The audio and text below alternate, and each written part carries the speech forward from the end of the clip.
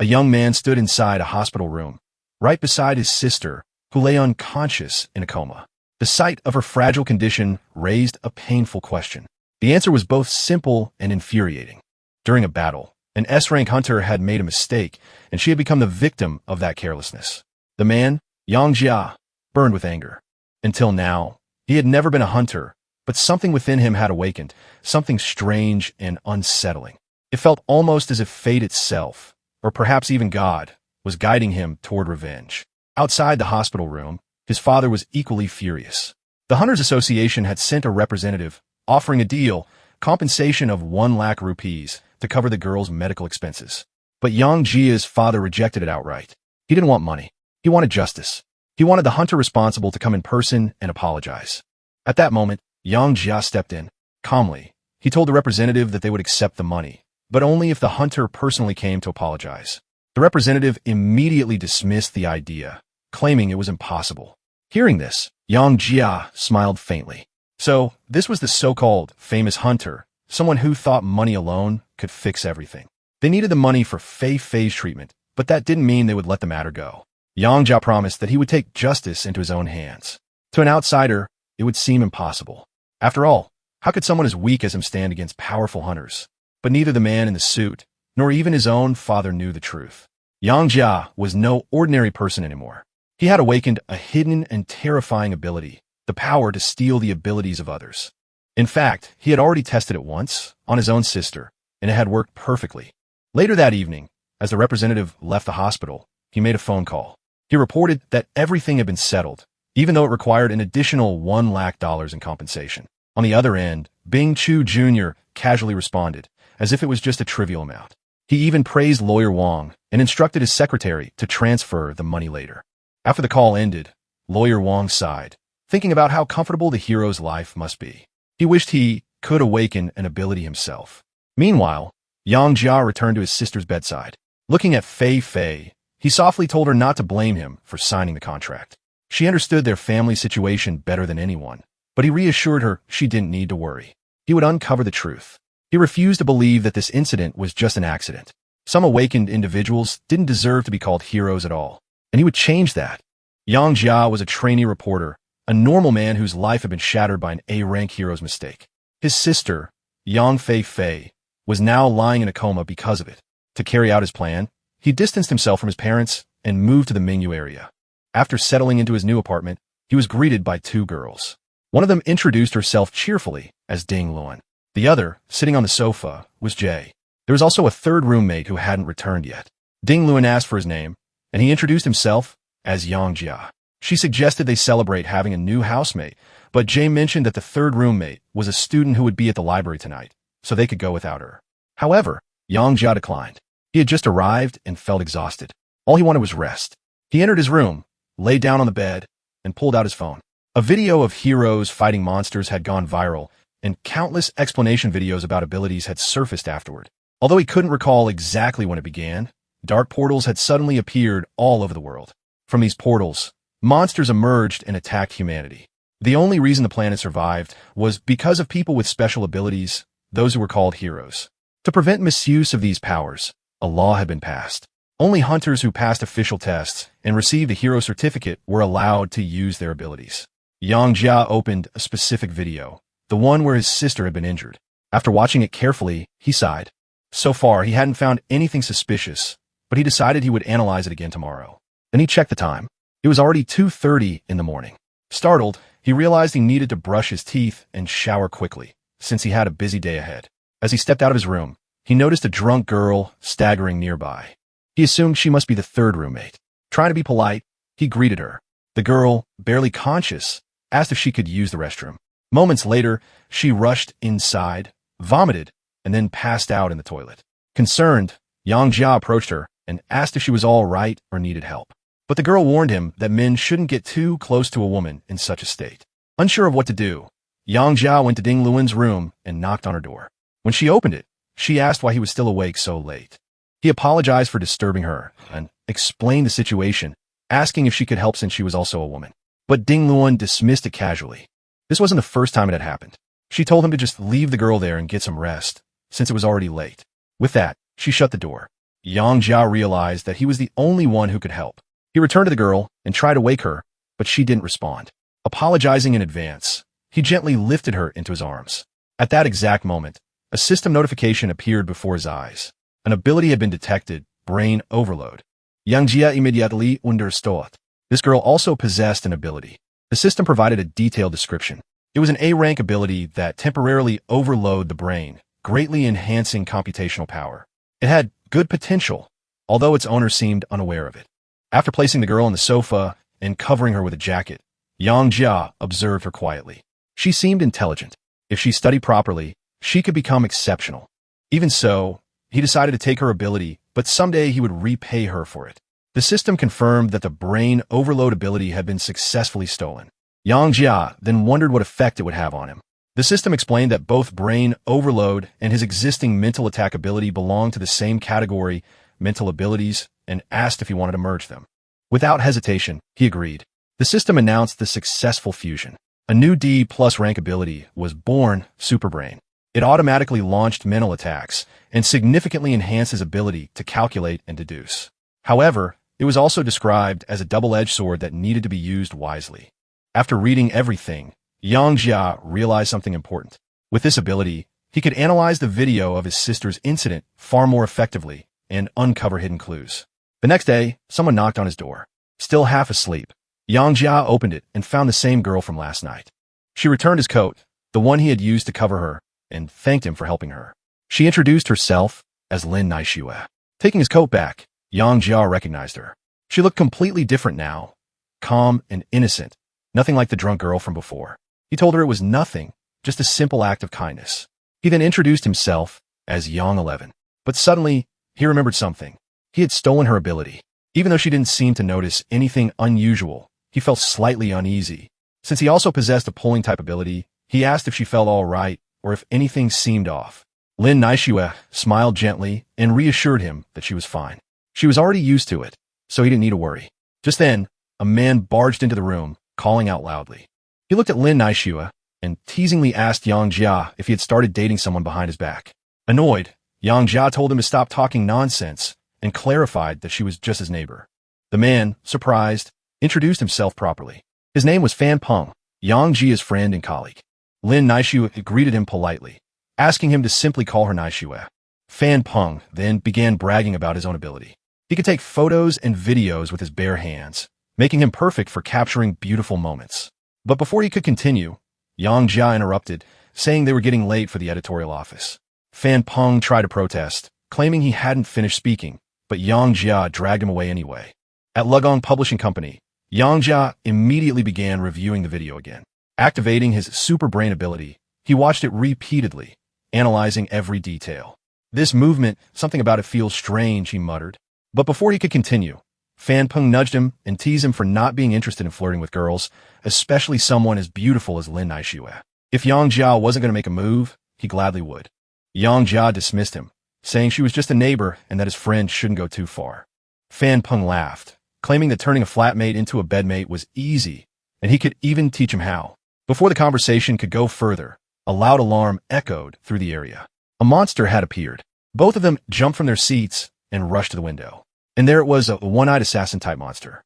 The government quickly issued an announcement urging all citizens to head to the nearest shelter. Heroes were already on their way. Soon, a hero arrived on the scene, reassuring everyone not to panic. After all, the famous B-rank hero, known as Spicy and Sour Noodles, had already arrived. He declared confidently that he wouldn't let anything happen to the city. The crowd erupted with relief and excitement. Their hero had come to save them. Fan Peng zoomed in on the image of the one-eyed assassin and analyzed it carefully. He explained that the monster didn't just possess incredibly strong defenses, it also had a terrifying working in coordination with 18 spider-like entity. Defeating such a creature would be extremely difficult. In fact, he doubted that the so-called superhero, Spicy and Sour Noodles, would be able to win it all. Turning around, Fan Peng began repeating the information to Yang Jia, but Yang Jia was no longer there. Slightly surprised, he muttered that Yang had run off unusually fast. Still, he continued watching from the window, thinking to himself that most people were weak and perhaps it was time to make some money using his own ability. At that moment, another hero arrived on the battlefield, Fiery Butterfly. She approached the scene and asked if help was needed. Spicy and sour noodles immediately responded, saying she had arrived at the perfect time and should begin attacking the monster. Fiery Butterfly nodded in agreement. Meanwhile, a live broadcast of the battle had already begun. The hosts were Director G and Manhwa. Director G commented that Spicy and Sour Noodles was a melee-type hero, but when he first appeared, he had been known for being selfish and narcissistic. Manhwa, surprised, questioned why Director G would describe such a popular hero in that way. Director G calmly explained that Spicy and Sour Noodles needed to eat a bowl of spicy and sour noodles to activate his ability. Because of this, he usually only appeared after other heroes had already weakened the monster significantly. Then he would step in and finish it off. Mao Huang smiled, saying this was exactly what he expected from Director G, someone who always revealed information others didn't know. Director G told him to stop chatting and focus on a live fight. Back on the battlefield, the battle intensified. Fiery Butterfly asked Spicy and Sour Noodles to step aside, then launched a powerful attack using her flames. The presenters continued commenting excitedly as the fight progressed. Mao Huang confidently announced that the monster was about to be defeated, but Director G immediately disagreed. Mao Huang, confused, asked why. Director G explained that monsters were intelligent, and so far, he hadn't seen even a trace of panic in this one. As Fiery Butterfly stopped her fiery assault, everyone saw the shocking truth. The monster wasn't defeated. It wasn't even injured. Spicy and Sour Noodles then revealed that the monster had evolved. It now possessed a fireproof shield. Fiery Butterfly grew anxious and turned toward him, asking if he could hold out longer. Reinforcements would take time to arrive. At that moment, Spicy and Sour Noodles recalled the conversation he had with his director. He had been warned that his career as a professional hero had reached a critical turning point. If he wanted to rise higher and become one of the company's top stars, he couldn't afford to lose now. A single failure could damage his reputation, and the company might shift its resources to newer heroes. The thought terrified him. He couldn't lose his position. He wouldn't allow it. Determined, he pulled out a strange blue pill and swallowed it. Watching from afar, Yang Jia felt a sense of familiarity. He was certain he had seen that blue pill somewhere before. At that very moment, the monster suddenly grabbed Fiery Butterfly. She screamed, calling for help as she struggled to escape.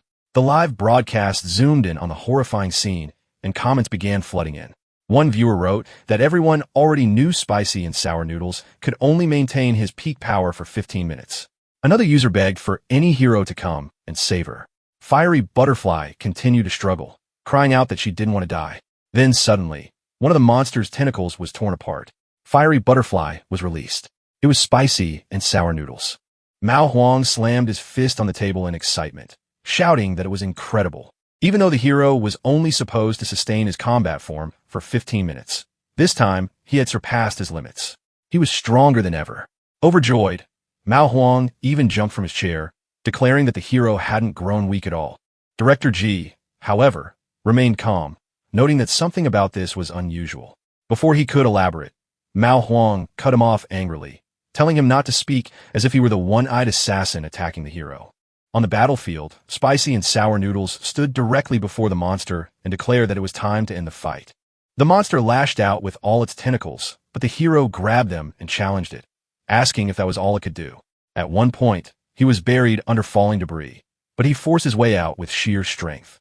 Then, tearing apart all the monster's tentacles, he finally defeated it. However, the victory came at a cost. His strength was completely drained. Blood spilled from his mouth as he collapsed to the ground. Fiery Butterfly rushed to him. Visibly shaken, she stared at him in fear and asked what that pill had done to him.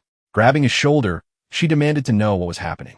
Struggling to maintain control, Spicy and Sour Noodles forced a smile and reassured her that he was fine. He had simply overused his power. Relieved, she told him he had scared her. Around them, the crowd erupted into cheers. People shouted about how reliable heroes were, praising Spicy and Sour Noodles for being so cool. At the same time, many expressed their admiration for Fiery Butterfly as well. Watching from a distance, Yang Jia thought the situation was finally over. He would need to return and prepare the news report. But something still bothered him. That blue pill. He couldn't forget it. Then his eyes shifted to the corpse of the one-eyed monster, and suddenly, something moved. A smaller creature emerged from within the body. Yang Jia narrowed his eyes. Was that a smaller one-eyed killer? A clone? The small monster was furious. It leaped out and rushed straight toward him. Yang Jia immediately analyzed the situation. The creature's physical and elemental defenses were extremely high, meaning its weakness was likely mental attacks. The small one-eyed killer muttered that it would take revenge on spicy and sour noodles once it found a new host and gathered enough energy. Then it noticed Yang Jia. Its tone changed. This young man looks perfect. He will become my host. Yang Jia adjusted his glasses calmly. So you sent yourself here? He said coldly. Good. Now your ability will become mine. In the next moment, he absorbed its ability. The small one-eyed assassin collapsed and died instantly. Nearby, Fiery Butterfly sensed something unusual. She turned, realizing that someone had used an ability. Meanwhile, Yang Jia picked up the corpse and muttered that it was fortunate this was only a weak clone. Even though its weakness was mental attacks, a D+ rank mental ability alone wouldn't normally be enough to kill it instantly. As he extracted its power, the system notified him. Ability acquired, B rank Fire Shield. It provided protection against fire attacks below B rank and significantly enhanced physical defense. It was an extremely useful tanking ability. After reading the details, Yang Jia remarked that it was like an invisible armor covering the surface of the body. While every ability had a weakness, this one seemed exceptionally reliable. At that moment, Fiery Butterfly began searching for the source of the energy. Who's there? She called out. Yang Jia quickly hid behind a nearby building, thinking that it wasn't time for anyone to discover him yet. Fiery Butterfly landed close to his hiding spot, sensing a strong flow of psychic energy. She was certain someone had been there. Then suddenly, a man stepped out from behind the building. Were you looking for me? He asked. It was Yang Jia, now wearing a mask. Startled, Fiery Butterfly asked what ability he had just used and whether he was a hero. She had never seen him before. Without answering directly, Yang Jia tossed the corpse of the small one-eyed killer at her feet and said casually that he was just a passerby who had helped her. She stared at the corpse in shock, realizing it was indeed a clone of the one-eyed killer. In her mind, she was conflicted. This man had effortlessly defeated such a dangerous creature, yet he wasn't a registered hero. Using abilities without authorization was illegal. As Yang Jia turned to leave, she stopped him.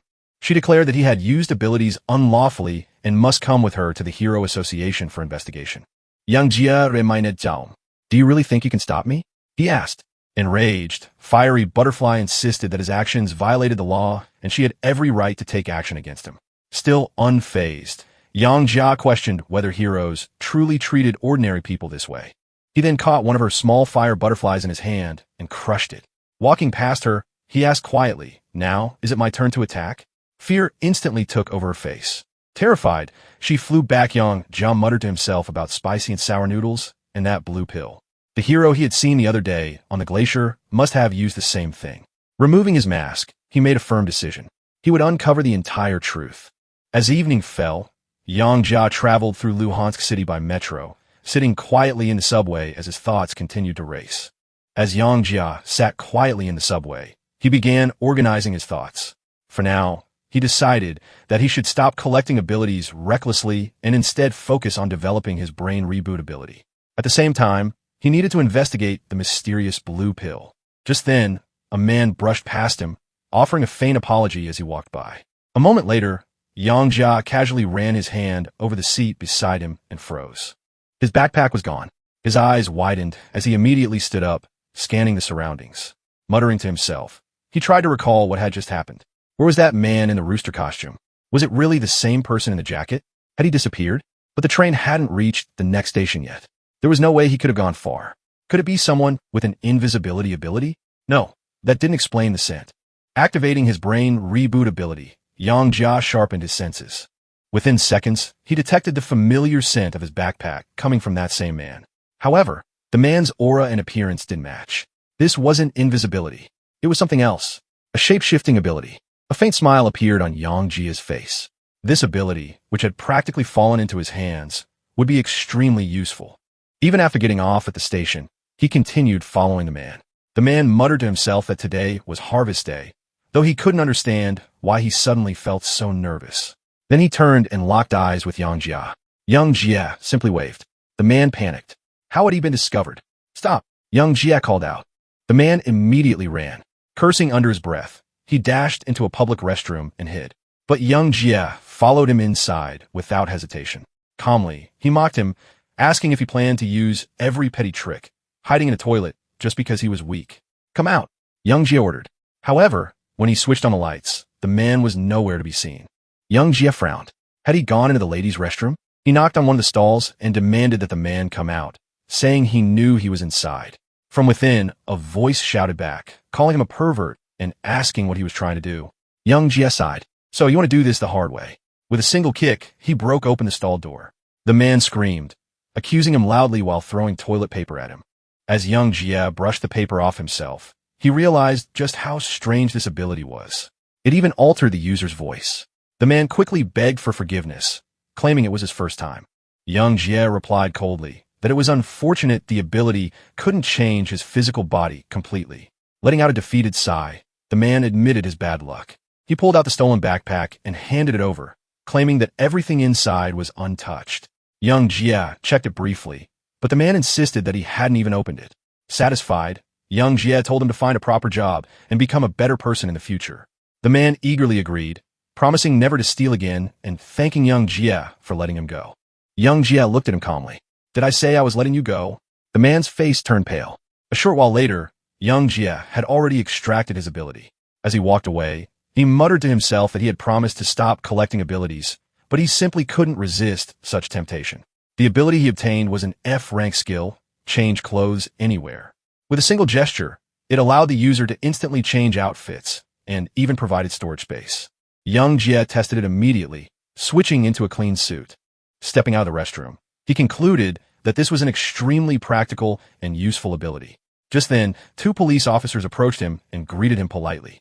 They explained that they had received a report about shouting in the women's restroom and a possible pervert. They asked if he had noticed anything. Without hesitation, young Jie told them that he had indeed seen a suspicious individual disguised as someone else behaving strangely. The officers nodded and went to investigate. Moments later, young Jie watched as they dragged the culprit out of the women's restroom. He sighed inwardly. Some ability users truly didn't deserve their powers, but he would change that. 1 week later, young Jie arrived at a location by taxi, where his friend Fan Peng was waiting for him. Waving energetically, Fan Peng greeted him enthusiastically. Finally, you're here. But young Jie remained serious, asking what was so important that it required a phone call. Fan Peng walked up to him, gave him a hug, and excitedly asked him to guess who he had just seen at a nightclub. Young Jie, unimpressed, asked directly. Fan Peng grinned. Your girlfriend, Lin Naishua.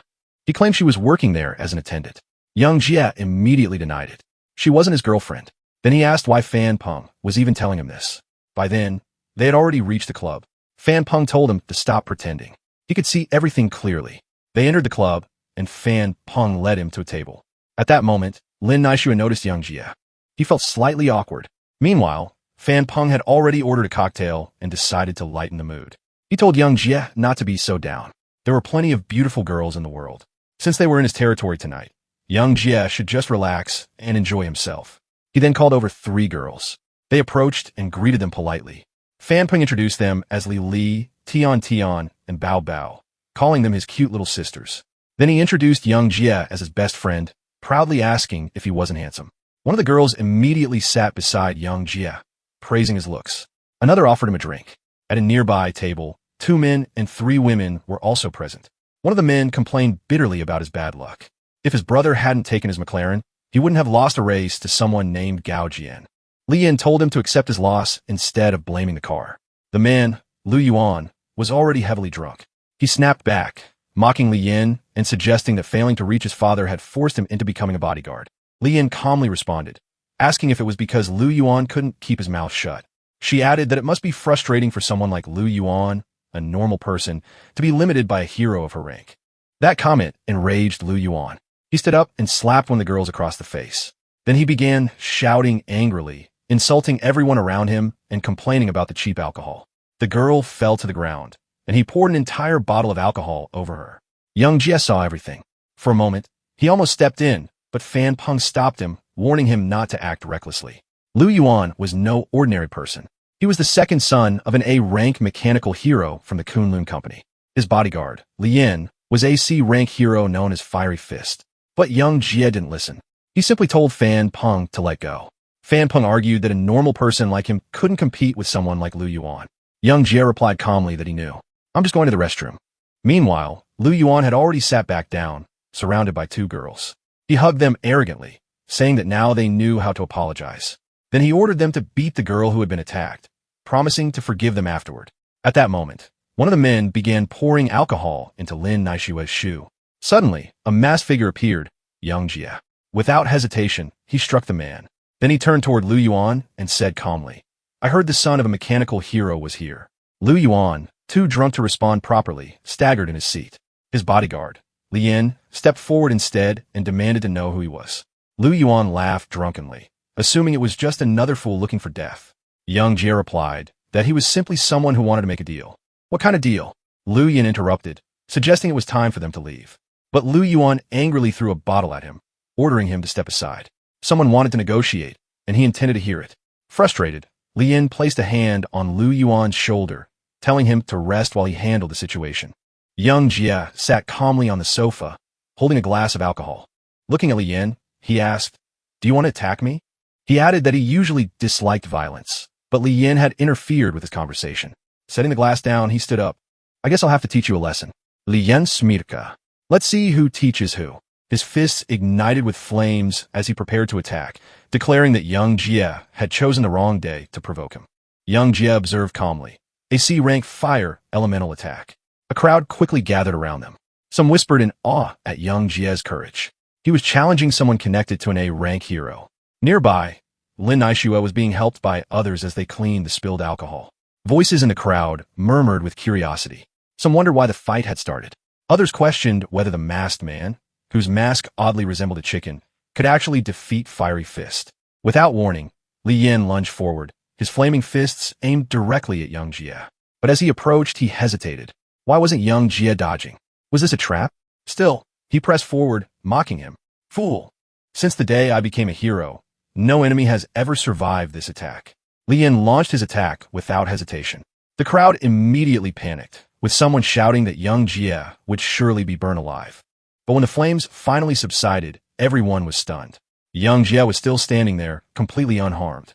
Even Li Yin was shocked, unable to comprehend how he had taken the attack without a scratch. In the next moment, young Jia used a mental attack. Li Yang Kuyapsha instantly unkunsios.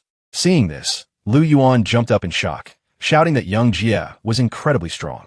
The so-called fiery boxer had been defeated in a single move. After securing his victory, young Jia calmly used his extraction ability once again. This time, he obtained an A-rank ability, Flame Strike. It allowed him to generate flames from his hands, an extremely powerful and effective skill. By now, the entire crowd had already fled, leaving only Lu Yuan behind. Terrified, Lu Yuan finally sobered up slightly. Looking around, he muttered in confusion, wondering how Li Yin had lost so quickly. Realizing he had no other choice, he turned to young Jia and nervously asked about the deal. "How much money do you want? I can transfer it right now." But young Jia ignored him. Instead, he grabbed Lu Yuan by the throat. Gasping for air, Lu Yuan shouted that young Jia had no idea who his father was. Young Jia replied coldly, "Your father is a mechanical hero, so what?" Lu Yuan threatened him, saying that if he was killed, his father would never let young Jia go. Pulling him even closer, young Jia said calmly, "I'm not going to kill you." Then with a chilling tone, he added, "But do you know what I want to offer you?" Struggling to breathe, Lu Yuan asked what he meant. Young Jia released him and asked a simple question, "Do you want ability?" Lu Yuan froze, stunned. "What? Ability?" Young Jia threw a piece of paper toward him. "If you want it, come alone to this address in 7 days. With that, the matter was settled. Later, young Jia called Fan Peng. Fan Peng sounded worried, saying he thought young Jia had disappeared. He asked why he hadn't called. Young Jia replied calmly that the bar had been too noisy, so he had stepped outside for some air. Then he asked what was going on. Fan Peng excitedly said that young Jia had missed an incredible show. He was on his way to meet him and would explain everything. He even suggested grabbing barbecue together. Young Jia agreed, saying he could eat anything. As he ended the call, he thought to himself, the first part of his plan was complete. Now, he just had to wait for Lu Yuan to take the bait. If things went as expected, he could begin investigating the Kunlun company from within. He silently promised his sister, Fei Fei, that he would soon uncover the entire truth. Meanwhile, at the Hero Association, several heroes had gathered to review footage of the incident at the bar. The mechanical hero asked for everyone's opinions. Ice Adventure commented that the masked man had used his hand like a blade, defeating Fiery Boxer instantly, suggesting his level might be extremely high. However, the lazy swordsman disagreed. He pointed out that the attack itself wasn't what defeated Li Yan. The moment the masked man made a simple motion, Li Yan had already lost. Mo Long placed a report on the table, an injury assessment from the identification department. As everyone read it, their expressions changed drastically. They were shocked. Fiery Boxer's ability is gone? The mechanical hero confirmed that it appeared to be true. The lazy swordsman frowned, questioning where such a person, someone capable of erasing abilities, had come from. Mo Long explained that as far as he knew, only S-rank heroes possessed such power. The mechanical hero asked if he suspected a specific individual. At that moment, the glacial adventurer stood up abruptly, rejecting the idea. The person they were thinking of, Transporter, was an old man nearing death. There was no way he could appear like this. Mo Long concluded that the Kunlun Company wouldn't be able to handle this matter alone and would need to report it to the Hero Association. But the lazy swordsman raised another concern. Someone with such a unique power would inevitably be treated as nothing more than a weapon by a company. The mechanical hero then made a decision. They would not report this immediately. For now, this would remain their company's secret. Elsewhere, Lu Yin lay on his bed deep in thought. He kept replaying Yang Jia's words in his mind. Abilities. Could he really obtain one? That man had called it a deal. But what exactly did he want in return? Taking out the paper again, Lu Yin stared at the address. Then he clenched it tightly. No matter what happened, in just 2 more days, he would gain power, and nothing else mattered. Meanwhile, Yang Jia met Fan Peng again, this time at a museum. Fan Peng immediately asked why he had been called there so suddenly. Yang Jia explained that he wanted to learn more about monster. If he ever encountered one, it would be easier to escape. Or perhaps, he wondered silently, could he extract the power of an S-rank monster? As they entered the museum, Yang Jia teased Fan Peng, saying it seemed like he had come to flirt with girls rather than study monsters. Fan Peng laughed, claiming that only beautiful girls came to places like this. Ignoring him, Yang Jia pointed toward a massive exhibit. It was an S-rank monster, 7m tall and 12m long. It had been one of the earliest monsters to appear, unleashing devastating electrical attacks that had paralyzed Lugan City. During that disaster, 5 A-rank heroes, 13 B-rank heroes, and 27 C-rank heroes had died. Standing before its statue, Yang Jia explained that he planned to write an article about its attack. Fan Peng admired its immense power. Meanwhile, Yang Jia wondered, what if he could extract that terrifying strength? He reached out toward the statue, but suddenly a guard stopped him. Yang Jia quickly introduced himself as a journalist and showed his identification, explaining that he was researching monsters. The guard glanced at the card and replied that he could observe, but not touch. Yang Jia and Fan Peng exchanged a glance. Then, cleverly, Fan Peng distracted the guard by asking absurd questions about beautiful girls, completely confusing him. While the guard was distracted, Yang Jia quickly reached out again. The system activated. Extraction process started. He could feel the power, but extracting it was far more difficult than before. After some effort, he finally succeeded. Extraction complete. But when he checked the results, he froze. The ability he obtained was only E-rank lightning. It could merely generate a small electric sphere, useful for charging a phone. Yang Jia was deeply disappointed. He had extracted power from an S-rank monster and received something so weak. He began to suspect that the monster's long-dead state had weakened the result. Perhaps the reason he succeeded before was because that monster had still been alive. After wandering through the museum, he concluded that there was nothing truly useful here. Still, he couldn't give up. That evening, back in his room, he reviewed everything he had obtained. 3 weak abilities. An F-rank ability that created a temporary clone lasting 1 minute. An E-rank lightning ability. And another F-rank ability that could influence people to become interested in him. Looking at them, he felt uneasy. These powers were far too weak. Then a thought crossed his mind. If abilities could be merged, could they also be destroyed? Deciding to test it, he attempted to dismantle one using his C-rank fire ability. The first attempt failed, but after trying again, he succeeded. The system announced that the ability had been broken down into its most basic form, dark energy. A stable, fundamental, cube-like substance. Holding the dark cube in his hand, Yang Jia realized something astonishing. Abilities could be reduced to their core components.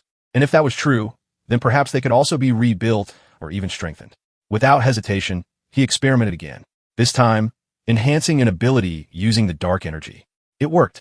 The ability evolved into an E-rank version with improved mental influence. Yang Jia's eyes lit up with excitement. If this was possible, could he one day create S-rank abilities himself? Just then, loud screams echoed from the corridor. Someone shouted for help, telling others to stay away. Yang Jia's expression darkened. Could it be Lu Yin had gone after Lin Naixue? Elsewhere, inside her room, Lin Naixue sat crying uncontrollably. Her father sat silently on the couch, smoking a cigarette as the tension in the room grew heavier. Lin Naishue confronted her parents, her voice trembling with pain and anger. Her father tried to explain that they hadn't intended to deceive her. But before he could finish, Yang Jia stepped into the room. Lin Naishue demanded answers.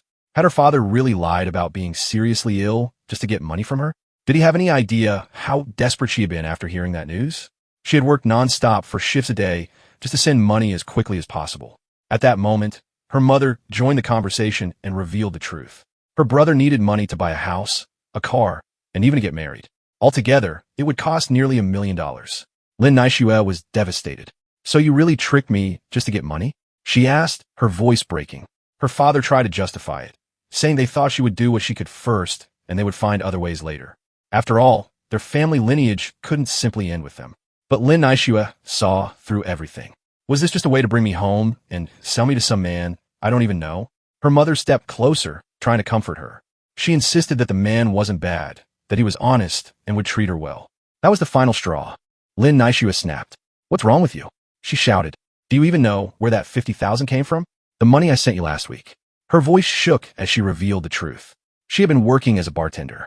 And more than that, she had become an escort. Her parents were horrified. Her father stood up in rage, accusing her of disgracing the family. In his anger, he raised his hand to strike her. But Lin Naishue didn't back down. Go ahead and hit me, she said bitterly. Those clients have already hit me harder than you ever could. Before the situation could escalate, Yang Jia stepped in and stopped him. He told her father that everything could be discussed calmly. After all, she was still their daughter. But her father, blinded by anger, demanded to know who Yang Jia thought he was interfering in their family matters. Yang Jia observed him carefully. There was no regret in his eyes. However, when he glanced at Lin Naishue's mother, he sensed something different. Regret. That was enough for him. Deciding to intervene, Yang Jia activated his C-rank human control ability. Almost instantly, Lin Naishue's mother stepped forward and struck her husband, shouting that enough was enough. She blamed him for pushing their daughter into such a life. Then she embraced Lin Naishue tightly, apologizing through tears, saying that no matter what, she was still her precious daughter. Her father finally fell silent. After a long pause, he sighed and admitted his mistake. He declared that from now on, the brother would earn everything himself. Lin Naishue, still emotional, said that it was enough as long as they understood their mistakes now. After all, who in this world wouldn't feel guilty for hurting their own family? Hearing her words, Yang Jia was reminded of his own sister lying in the hospital. The next morning, Lin Naishue accompanied her parents to the railway station to see them off. She told them to take care, promising to visit during the new year. Her mother smiled gently and reminded her to take care of herself and to stop doing dangerous or foolish things. After they left, Lin Naishue turned to Yang Jia and thanked him sincerely for his help. Yang Jia handed her a cup of coffee and said he hoped her brother would come to his senses. That would be far more valuable than any money she could send. Lin Naishue smiled mischievously and asked him to come closer. Confused, Yang Jia leaned in slightly and she kissed him on the cheek. Blushing, she thanked him once again. That night, Yang Jia put on his suit and headed out again. He arrived at a monster corpse processing center, a heavily guarded facility filled with the remains of monsters. For him, this place was a gold mine. It would allow him to acquire new abilities far more easily. However, getting inside wouldn't be simple. As a large transport vehicle passed by, Yang Jia slipped underneath it, holding on tightly, but he soon realized he wasn't alone. A girl was already there. She signaled him to stay quiet. Yang Jia was surprised. Was she also trying to infiltrate the facility? He greeted her casually, calling it quite a coincidence, but the girl didn't seem pleased. She sarcastically replied that her luck must be terrible to run into someone like him. She introduced herself as Qian Dodo, a representative of the Fahai Trade Guild, and stated that they would follow the rules of the field and rely on their own abilities.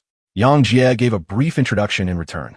As the vehicle approached the unloading area, Qian Dodo warned that she couldn't jump off safely alone. Yang Jia told her to hold on tightly. She grabbed him, and together they jumped down. Once they landed, Yang Jia cleared his throat and asked how long she planned to keep hugging him. Embarrassed, Qian Dodo immediately let go, her face turning red as she snapped back defensively. Sneaking inside, they entered a processing room filled with monster corpses. Qian Dodo noticed Yang Jia's curious expression and asked if he was new to this kind of work. He nodded, jokingly calling her big sister and saying he would follow her lead. She smirked, saying that since he was so polite, she wouldn't stop him from tagging along. They approached a massive werewolf corpse. Ki and Dodo explained that her boss needed white fur from its chest, so they had to carefully cut it out. She showed him a small box, proudly explaining that her storage ability could hold many items. Yang Jie internally mocked the name of such a powerful space-related ability. As Ki and Dodo turned away, Yang Jie secretly used his extraction ability. He obtained a D-rank ability, Metal Transformation. It allowed him to reshape metal freely. Suddenly, an alarm blared. Both of them froze. Did we get caught? Ki and Dodo whispered in panic. Then they heard a door open. A man in a white coat ran out screaming in terror. The monster, it's not dead. Before he could escape, a tentacle shot out and dragged him back. His screams echoed through the room. Yang Jie and Ki and Dodo quickly hid in another chamber. Trembling, she clung to him, asking what was happening. But before they could react, another tentacle struck. It wrapped around Ki and Dodo and dragged her away. Help me, she screamed. Yang Jie immediately activated his fire ability, but it wasn't enough. The monster was too fast. Chasing after it, Yang Jie noticed metal structures all around them. An idea formed. Using his metal transformation ability, he reshaped the metal and sliced through one of the monster's tentacles. Ki and Dodo fell to the ground. He rushed to her side, asking if she was all right. Struggling free, she explained that the tentacles had hooks, and they caused intense pain. Her clothes were torn from the attack. They turned their attention to the monster. What they saw left them speechless. It was horrifying. Its head was a massive skull with huge teeth, and countless captives were trapped within it, begging for help. Tentacles extended from its body, even from its eye sockets. For a moment, both of them were too shocked to speak. Regaining his composure, Yang Jie used his metal ability again to defend against incoming attacks, but Ki and Dodo warned him that this approach wouldn't work for long. They needed a better strategy. She was terrified, convinced they were going to die. Yang Jie scanned the surroundings desperately. Then, he noticed several containers of petrol. An idea sparked. Don't be afraid, he told her. I've got a plan. Without explaining further, he used his abilities to push the petrol containers toward the monster, then ignited them. Flames erupted. The captives seized the opportunity and began to escape, shouting for everyone to run. Yang Jie and Ki and Dodo did the same. But just as they were escaping, another tentacle attacked Ki and Dodo. Suddenly, an old man appeared. With a single strike, he cut the tentacle apart. His presence was overwhelming. Furious, he accused them of being the ones who had revived the monster and caused the chaos. Ki and Dodo immediately argued back, demanding to know who he was and why he was making such accusation. The old man scoffed, saying she was rude. Back in his prime, she would have still been a child drinking milk. Ki and Dodo, equally furious, snapped back at him. But Yang Jie quickly stepped in, recognizing the man. He bowed slightly. Senior Duan. This was Duan Shualo, the hero who had defeated the king Kong Berserker 10 years ago. Duan glanced at Yang Jie and remarked that he was at least respectful. Then he declared that he would deal with the monster first and settle things with him afterward. Yang Jie Watjed Garefuli, an A-rank hero here, in a corpse processing center? Without wasting another second, Duan charged forward and unleashed his signature technique, North Star attack style, Greedy Wolf Strike. Watching this, Yang Jie couldn't help but admire it. As expected of a legendary inherited ability, every move was refined and powerful. Even someone with S-rank abilities would be forced to take it seriously. Ki and Dodo watched in awe as Duan Shualo unleashed his technique, unable to hold back her excitement as she exclaimed how incredible it was. But the monster only grew more enraged. Its speed doubled. Even so, the old man remained completely calm. Activating his Polar Star attack style, Twofold Heaven's Hunger, he pressed forward without hesitation. Then, drawing upon the power of heavenly water, he launched his final assault. The monster was defeated. After the battle ended, Duan Shualo turned his attention back to Yang Jie and Ki and Dodo. Pointing at them with a cold gaze, he declared that now it was their turn. Yang Jie immediately noticed the sharpness in his eyes filled with determination and killing intent.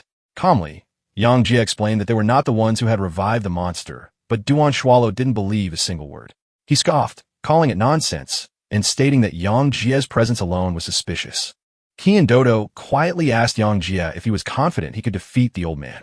Yang Jie replied honestly, no more. Then he asked her what she intended to do. Ki and Dodo hesitated, then handed him a piece of equipment. This is armor made from a B-rank monster, she said quickly. It should help you. I'll support you. Yang Jie put it on, thinking to himself how absurd the situation had become. Somehow, it reminded him of his sister. At that moment, Duan Shualo charged forward again, shouting as he attacked. Yang Jie managed to defend himself. To his surprise, the armor was incredibly durable. It could even withstand Duan's powerful strikes. The two clashed fiercely. Yang Jie activated his brain reboot ability, sharpening his perception. Under its influence, Duan's attacks seemed slightly slower, but it still wasn't enough to overpower him. Duan attacked again, declaring that he had already figured him out. Yang Jie realized that he wouldn't survive at this rate, so he made a bold move. He used his human control ability. Duan froze for a brief moment. He looked at Yang Jie with surprise and asked if he had actually stopped his movement. Yang Jie replied calmly that he had no choice. Otherwise, he would have been in danger. Duan mocked him, calling it a cheap trick used by petty thieves. In response, Yang Jie used his metal transformation ability to form a sword. Their blades collided. Each of Duan's strikes carried overwhelming force. Yang Jie could only rely on his control ability to create small openings, just enough to avoid being cut in half. A crowd began to gather, watching the intense battle. Someone whispered in shock, "That's Duan Shualo. Is that masked man a rank 6 hero from the Weapon God Zone?" Hearing this, Yang Jie silently wondered, "Weapon God? What was that?" Suddenly, Duan stopped. After observing Yang Jie closely, he lowered his weapon and told the crowd to leave the area. He had something important to discuss. Some people hesitated, but Duan's anger flared instantly. "Didn't you hear me?" he barked. Terrified, the crowd scattered immediately. He and Dodo glanced at Yang Jie and said she would wait for him outside. Now alone, Yang Jie asked Duan what he wanted to say. Duan looked at him and spoke calmly.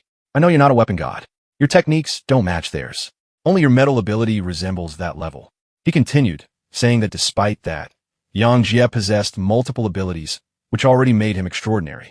Someone like him wouldn't come to a place like this just to steal fur. Then Duan asked, "Did you come here searching for the secrets of this world?" Yang Jie was confused. What secrets? But instead of questioning him directly, he decided to play along. "Yes," he answered. Duan laughed. "You're young and ambitious. Good. Someone like you deserves to know." He placed a hand on Yang Jie's shoulder and revealed the truth. The real purpose of the Corpse Processing Center was to open a one-way tunnel to the monster world, a white hole. Yang Jie was stunned. Duan continued. 15 years ago, a white hole had successfully been opened in Luogan City. The Hero Association had sent a team of high-ranking heroes into the monster world on a special mission. Duan himself had been part of that team, but it ended in disaster. Many S-rank heroes died. Only 3 people, including Duan, managed to return alive, and they survived only by risking everything. He explained further. These corpse processing centers were deliberately built in the weakest points of the planet. By continuously burning monster corpses in those locations, they could maintain and expand white holes that connected to the monster world. Yang Jie listened carefully, then asked about the revived monster they had just encountered. Duan lowered his voice. "That's not something we can reveal to the public." He explained that it was a mutated monster, one that had been affected by the white hole. Then he added something chilling. Humans on this planet were like prey trapped by hunters. Only by gathering the strongest forces of humanity could they hope to fight back. After revealing everything, Duan turned away and told Yang Jie to leave. No matter which organization he belonged to, he should remember one thing. To the day, inside an office building, a woman reported to the director that Duan Shurao had acted recklessly by revealing such secrets. The director remained calm. Even if he hadn't said it, other organizations would have discovered it sooner or later. Secrets like this can't be hidden forever. She then informed him that a video conference from headquarters was ready. During the call, it was revealed that over 25 participants had already gathered. The condition for discussing a Category S case had been met. They needed to decide, should they reveal the truth to the Hero Association? Meanwhile, Yang Jia returned to the hospital to visit his sister, Yang Fei. Looking at her, he quietly asked what she knew. He had learned a bitter truth that day. Elsewhere, people whispered about the earlier battle, wondering if Yang Jia had truly fought Duan Shurao. Qian Dutu approached him and asked if he was all right. Yang Jia knew he couldn't reveal his abilities, so he simply said he was fine. Then he asked her to look into his eyes. Confused, she asked why. In that moment, Yang Jia activated his human control ability. He commanded her to forget that he had used fire and metal abilities.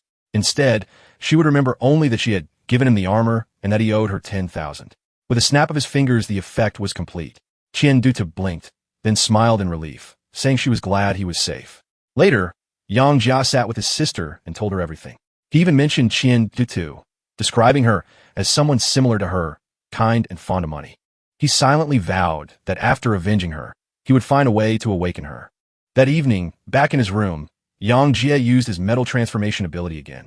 This time he created something new, a star absorption ring. Then he prepared another plan. He couldn't reveal his true strength to others, so he would create a separate identity. Using his abilities, he crafted a new set of clothing, a persona called Snake.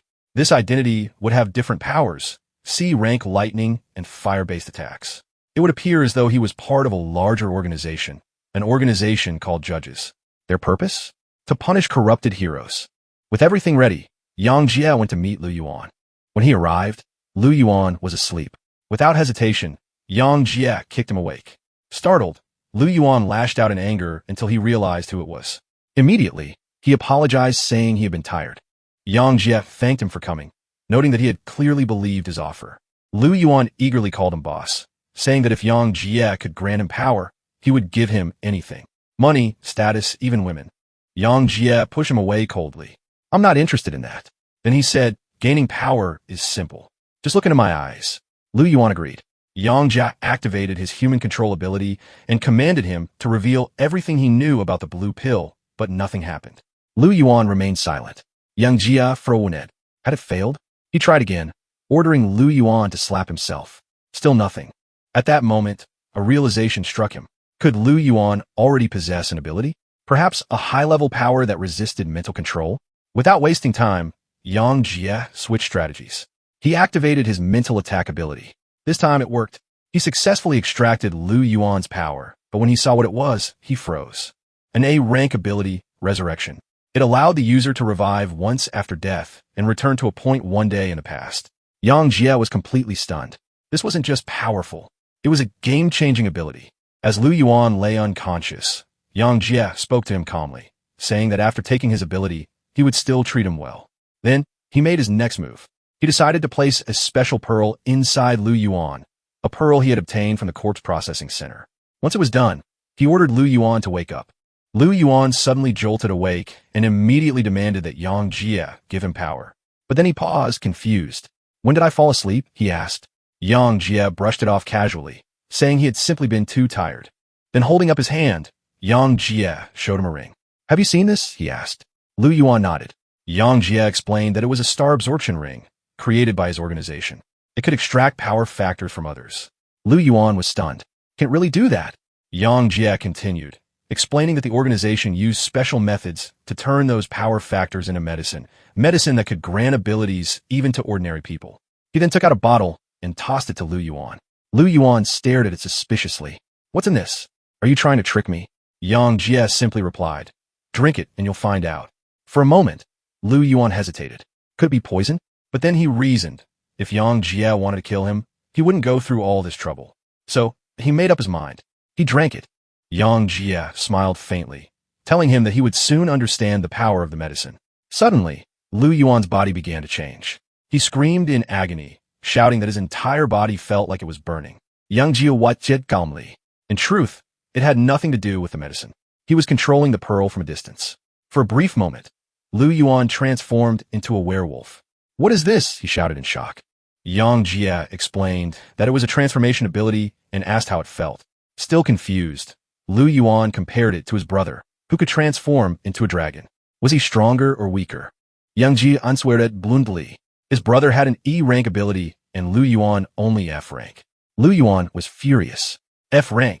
Yang Jie cleared his throat and reassured him that since he had just joined the organization, he could only be given an F-rank ability for now.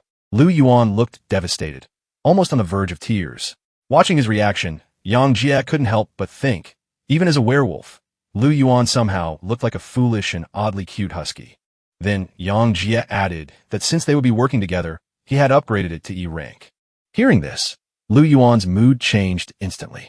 If the organization could upgrade abilities like this, didn't that mean he could one day surpass even his father? Overwhelmed with excitement, Lu Yuan hugged Yang Jie tightly, calling him father and begging him to upgrade it to a rank. Struggling to free himself, Yang Jie frowned. Who are you calling father? Lu Yuan quickly corrected himself, calling him godfather instead. Yang Jie sighed and told him that even if he used such titles, the organization had strict rules. Lu Yuan could only rise if he achieved enough merit. Lu Yuan accepted this eagerly, praising the system. Then he asked about the organization itself. Yang Jie told him to listen carefully. Their organization was called Judges. It was founded by a single powerful individual. Beneath the boss were 12 zodiac leaders. Yang Jie himself was one of them, the rooster. Lu Yuan was shocked. If you're just one of the leaders, how strong is the boss? Yang Jie told him not to even try imagining it. The boss was not someone who showed himself easily. He was mysterious. Eager to prove himself, Lu Yuan asked how he could earn achievements quickly. Yang Jie replied that it was simple by completing tasks assigned by the organization, and he already had one for him. Using his identity as the young master of the company, Lu Yuan needed to investigate something, the blue pill. Lu Yuan asked what kind of pill it was. Yang Jie explained that it appeared to enhance a person's abilities, and that was exactly why he was interested in it. Lu Yuan's eyes lit up. If such a pill truly existed, it would be incredible. But Yang Jie warned him not to get any dangerous ideas. A hero had already used it once and had accidentally harmed an innocent person. Lu Yuan nodded, saying he understood. Then he asked, who was it? Yang Jie answered calmly, an A-rank hero from their company, Glacial Adventurer. Lu Yuan was shocked. That guy? He always looked so cool. Yang Jie told him that once he gathered enough information, they would meet again. And at that time, he would reward him with a D-rank ability. Lu Yuan agreed immediately. As Yang Jie walked toward the exit, he suddenly stopped. There was one more thing. The medicine only lasts for 1 week. Lu Yuan froze. That meant he had very little time. The next day, Yang Jie was walking through the city when something caught his attention, a public notice. He stepped closer to read it. Someone was searching for a person described as a man in a black robe with a white mask. If anyone had information, they were to contact Tan Daodu. Her phone number was listed. Yang Jie was stunned. Without thinking, he tore the notice down and walked away, muttering to himself. He hadn't expected that girl to have such resources. As he turned a corner, he noticed a group of people approaching. Among them, Tan Daodu. But something seemed off. Curious, Yang Jie decided to follow them quietly and listen in. Soon, 3 individuals surrounded Tan Daodu. She demanded to know who they were. One of them told her to listen carefully and return their young master's sword. Confused, she denied knowing anything about it. But the masked man in the group lost his patience, accusing her of tricking their young master. She had exchanged his sword for fake jewelry. Another warned her that if she wanted to live, she should hand it over immediately. He didn't nearbi, Yang Jili Stenet Garefuli. Muramesa, an S-rank weapon. Could it really be in her possession? Meanwhile, Tan Daodu realized something. If the sword was truly that valuable, she wasn't going to give it up easily. She pulled out a small box and began acting again, pretending ignorance. Yang Jie couldn't help but think how weak her excuse sounded. Anyone could tell she was lying. The tension escalated. One of the attackers activated a 3-knife army-style ability, while another used doppelganger shadow style. Yang Jie immediately recognized them, inherited abilities and likely above C rank. But Tan Daodu didn't back down. He pulled out a weapon, a katana, and then suddenly threw it away while laughing, declaring that once something belonged to her, she wasn't obligated to return it. At that moment, the female attacker stepped forward. She possessed an A-rank ability, Snow Woman. Suddenly, a freezing storm engulfed the area. Tan Daodu froze in place, unable to move, and fell to the ground in pain. The woman approached her coldly and demanded the sword again, but even then, Tan Daodu refused. Instead, she did something unexpected. She threw the sword toward Yang Jie. This sword is yours now, she declared. Yang Jie caught it, slightly surprised. He thanked her, realizing she had already noticed his presence. But honestly, the sword looked worn and unimpressive. He couldn't understand why anyone would fight over it. Tan Daodu, embarrassed, admitted she hadn't expected to be chased over it, either. At that moment, the woman shouted that the two of them were clearly working together. She ordered her men to capture Yang Jie. Instantly, 4 men surrounded him. One of them lunged forward, attacking while hurling insults. The battle was about to begin, and Yang Jie suddenly realized something was wrong. The sword he was holding was draining his mental energy. His body began to move on its own. Is my body acting by itself? He wondered in shock. Without even trying, he swung the blade, and the man in front of him was cut cleanly into 2 pieces. Yang Jie froze. What the hell is happening? He muttered. Before he could process it, another attacker lunged at him from behind. But once again, the sword moved almost instinctively, neutralizing the threat. The man collapsed to his knees, begging for his teacher to save him. Yang Jie soed no hesitation. He extracted the man's ability. It was a C-rank ability, 3-sword style, sun and moon. As he absorbed it, the female attacker activated her power and launched an attack toward him. Yang Jie immediately realized at this rate, he might be forced to use his resurrection ability.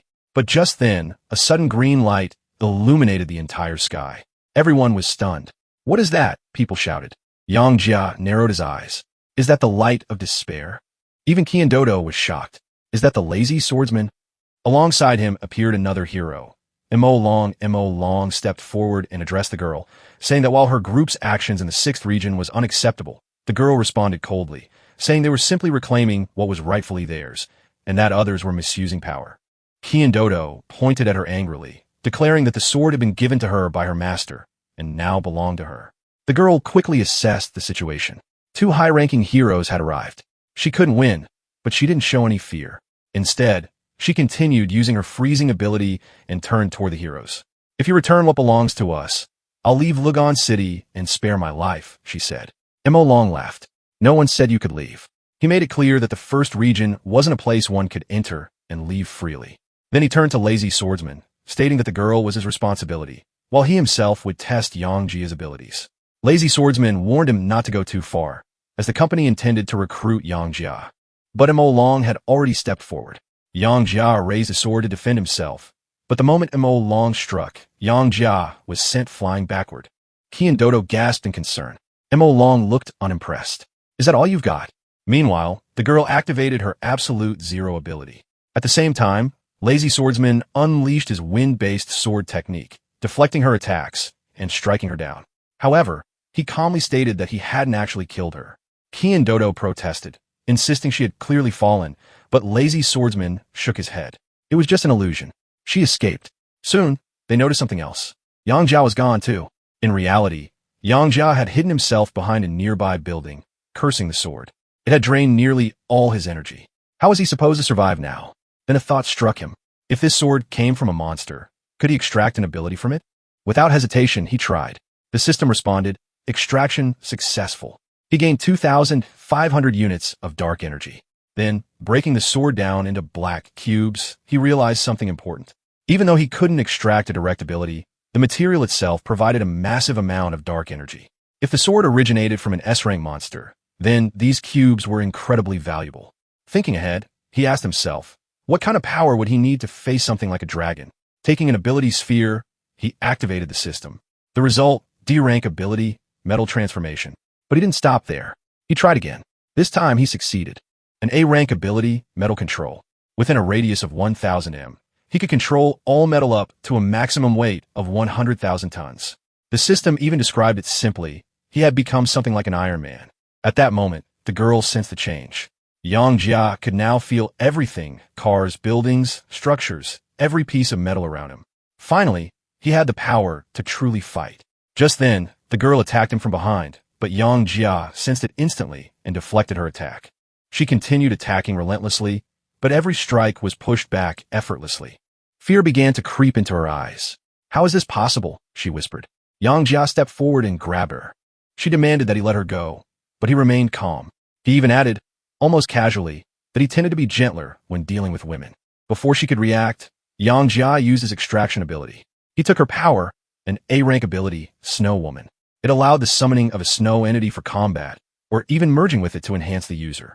Yang Jia found it interesting, but still treated it as just another ability. The girl reverted to her original form and collapsed. Yang Jia picked her up. At that moment, Lazy Swordsman and Mo Long appeared again. Mo Long looked at Yang Jia suspiciously, asking if he was truly the same person who had been thrown away earlier. Lazy Swordsman also noticed something. His aura had changed. Yang Jia placed the unconscious girl down and calmly stated that she wasn't just a passerby. She was the Snow Woman, and he had already dealt with her. Mo Long grew angry. "Are you mocking me? How could someone like him defeat such a being?" Yang Jia reminded Zhao. "If you don't believe me, you could try." He then asked, "Which one of you wants to go first, or will both of you attack together?" At that moment, a live broadcast reporter went on air. Shocked by what he was witnessing, was this man really challenging 2 A-rank heroes alone? Viewers were stunned. Some even began admiring him. Others called him terrifying. Mo Long, however, refused to team up. "If we fight together, we'll lose our dignity as A-rank heroes." Yang Jia Siget. What a pity. A 1 versus 2 fight would have been interesting. Mo Long turned to Lazy Swordsman, saying that to defeat an enemy, one must understand them. But Lazy Swordsman ignored him. He was already stepping forward. Before attacking, Mo Long noticed something, the ring on Yang Jia's hand. It looked unusual. Perhaps it was connected to the disappearance of abilities.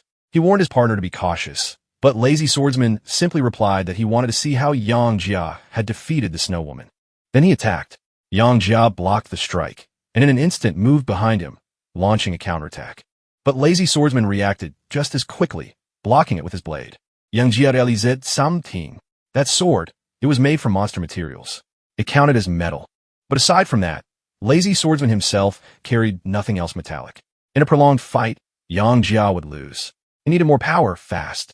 Without hesitation, he combined two abilities, the E-rank Snow Woman ability and the E-rank Human Control ability. The result, a new E-rank ability, Control of Puppets. It could manipulate E-rank targets with deception and brainwash targets below B-rank. It also allowed him to inhabit a puppet's body durations. Yang Jia Smirket, a shameless ability, indeed, but useful. Just then, Lazy Swordsman shouted, asking what he was doing in the middle of a fight. Yang Jia calmly replied, "Don't be so impatient." Then he activated his new ability. Suddenly, Lazy Swordsman saw something, a woman, his sister. She stood before him, asking if he would really point his sword at her. He froze. When the illusion broke, he staggered back in shock. Was that a mental ability? Do you really have dual abilities? Yang Jia replied calmly that he had realized his weakness long ago. Even someone like Lazy Swordsman, with powerful wind-based techniques, had a weakness. Fury overtook him. He charged forward again, shouting that he knew it was his late sister, and he couldn't bring himself to strike her. But he was already exhausted. The crowd watched in disbelief. Some shouted for him to get back up. Others whispered, "It's over." Lazy Swordsman had been defeated. And now, all that remained was one final hope. Could the evil dragon defeat Yang Jia? The crowd was in complete shock. One man openly admitted that after seeing Yang Jia defeat the Lazy Swordsman so quickly, he had practically become his fan. Meanwhile, the live broadcast host continued reporting, describing how the Lazy Swordsman sat on the ground in disbelief. He pointed out that although the swordsman had been cautious of Yang Jia's metal abilities, he had never expected him to possess a hidden mental ability as well. The Lazy Swordsman's hands trembled uncontrollably. It was clear the outcome had already been decided. Nearby, Qian Dodo stood beside a reporter and called out to Yang Jia, praising him. She admitted she had thought he would die, but if that had happened, who would return her 10,000?